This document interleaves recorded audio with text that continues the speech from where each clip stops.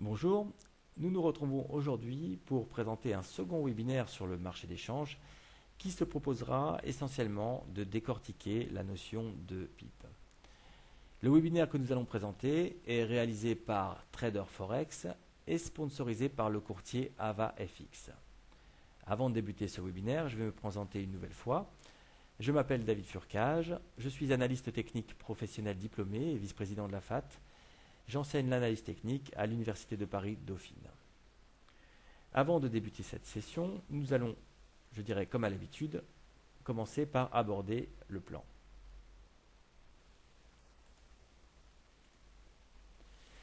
Alors, dans un premier temps, nous allons définir la notion de PIP, ce qui est extrêmement important pour calculer son espérance de gain en euros ou en dollars, au même titre que son risque de perte.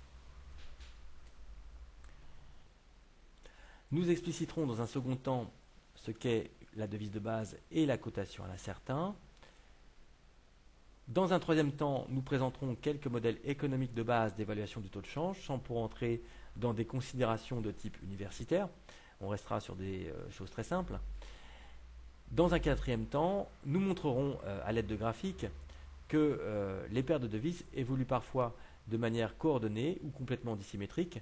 Et c'est une notion qui aura de l'importance pour les webinaires suivants, lorsqu'on planifiera des trades. Et enfin, nous conclurons sur le webinaire. Alors, je vais commencer par définir ce qu'est un PIP.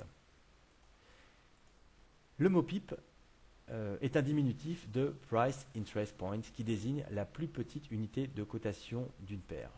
En réalité, pour la plupart des paires de devises, il s'agit de la 4e décimale après la virgule.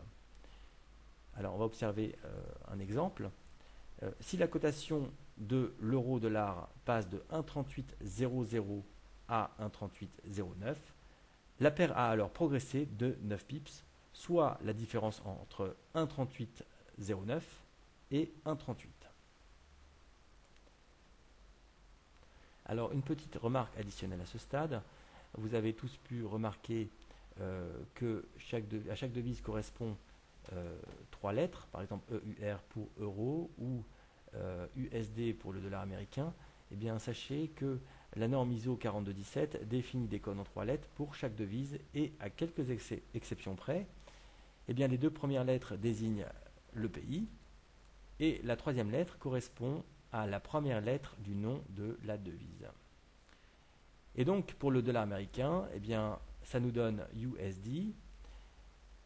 Le U et le S correspondent à United States, alors que la troisième lettre, le D, correspond au nom de la devise.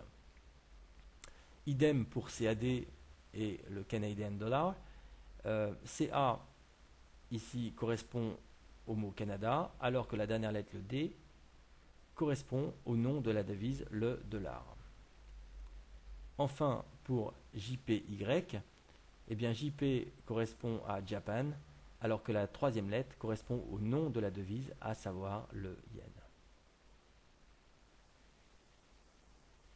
Alors maintenant, ce qui est très important, c'est de calculer la valeur d'un PIP en capital.